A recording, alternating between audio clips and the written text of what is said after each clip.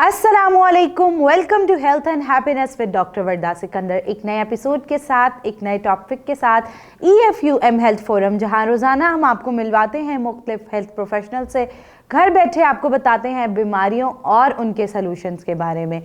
आज जिस टॉपिक में मैं बात करने जा रही हूँ, अच्छी न्यूट्रिशन क्यों ज़रूरी है, बीमारियों में न्यूट्रिशन का क्या रोल है, इस पे तो हम अक्सर बात करते ही रहते हैं।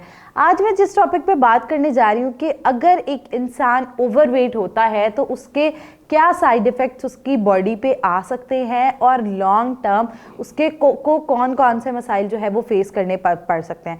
सबसे पहले अगर बात की जाए तो obesity is considered as mother of diseases. Obesity को बीमारियों की माँ इसलिए कहा जाता है क्योंकि ये जो है वो बहुत सारी बीमारियों को जन्म देती है। ओबेसिटी की वजह से कॉज होने वाली अगर कॉमन प्रॉब्लम्स की बात की जाए तो उनमें सबसे पहले हमारे पास डायबिटीज़ आ जाती है। डायबिटीज़, अगर एक बंदा ओवरवेट हो और उसको डायबिटीज़ हो जाए तो उसके अंदर इंसुलिन रेजिस्टेंस और इंसुलिन सेंसिटिविटी के बहुत ज़्यादा चांस बढ़ जाता है, जिसकी वजह से अल्टीमेटली इंसान को अर्ली एज डायबिटिक या फिर जो है टाइप 1 टाइप 2 डायबिटीज़ होने का चांस हो जाता है। अगर बात की जाए तो हार्ट की बीमारियां भी जो हैं वो बहुत कॉमन देखी जाती हैं उन लोगों में जिन लोगों का अंदर फैट की कंसंट्रेशन ज़्यादा होती है।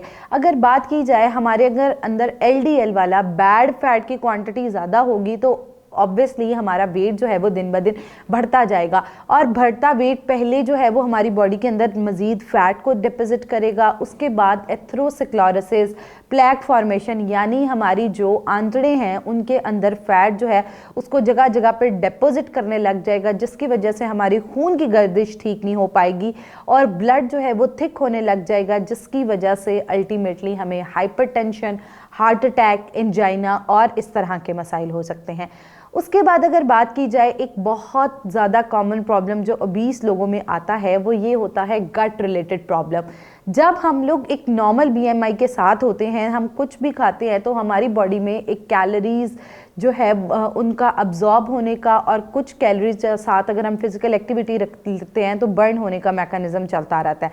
लेकिन अगर हम ओबीस भी हैं, हम फिजिकल एक्टिविटी भी नहीं कर रहे, तो उसकी वजह से जो वो डिपॉजिट फैट है तो वो क्या करेगा, अल्टीमेटली हमारी गट हेल्थ जो है उसको ख़राब करने लग जाएगा।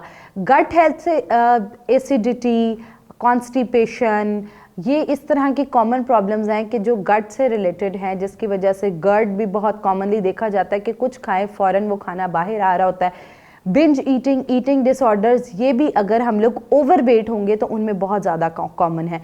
ओबेसिटी की एक और बहुत बड़ी वजह है कि जब हमारी बॉडी के अंदर फैट सेल्स ज़्यादा जो है वो ज़रूरत से बन जाते हैं या ज़्यादा हम ओबीज़ हो जाते हैं तो क्या होता है कि हमारे जो फैट सेल्स हैं वो बड़े हो जाते हैं, जिसकी वजह से हमारी ईटिंग रिक्वायरमेंट बढ़ जाती है। अगर हम थोड़ा खाना खाएं या हम पोर्शन कंट्रोल करें तो हमसे वो मुश्किल हो रहा होता है, क्योंकि हम लोग की बॉडी को सेटिस्फेक्शन नहीं हो रही होती। हर टाइम हम लोग जो है वो फील कर रहे होते हैं कि हमारा वेट जो है वो बढ़ रहा है, उसके साथ साथ हमारी हंगर सेटिस्फाई नहीं हो रही।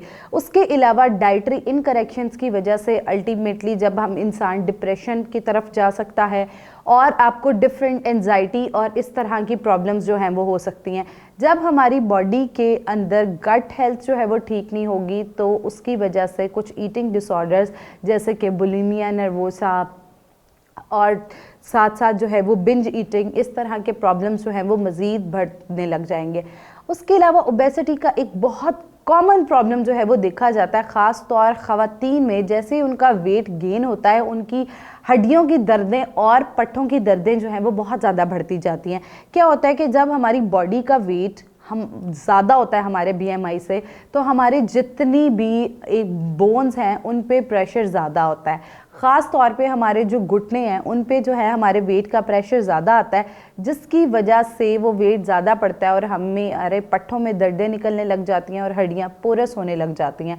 तो इस वजह से क्या होता है कि हम लोग फ़ैट तो ज़्यादा ले रहे होते हैं, कैल्शियम, विटामिन D और जितने न्यूट्रिएंट डेंस डाइट है उसको निगलेक्ट कर रहे होते हैं। उसके अलावा अगर ईटिंग पैटर्न की बात की जाए तो जितने ओबीस लोग होते हैं उनका ईटिंग पैटर्न मोस्टली ख़राब होता है। उनकी डाइट के अंदर ज़्यादातर रिफाइंड कार्ब्स होंगे या फिर जो है वो जंक का इंटेक बहुत ज़्यादा होगा, फिज़िकल एक्टिविटी नहीं होगी या फिर किसी न किसी न्यूट्रिएंट की डेफिशिएंसी होगी, जिसकी वजह से उनकी ओवरऑल बॉडी, उनकी स्किन, इन सब चीज़ों पे जो है वो अफेक्ट आ सकता है।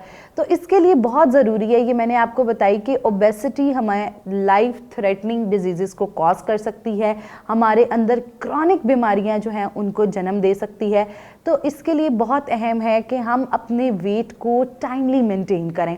अगर हमारा वेट बढ़ा है तो हमें चाहिए कि हम साथ साथ जो है वो कोशिश करें कि अपने वेट पे काम करें।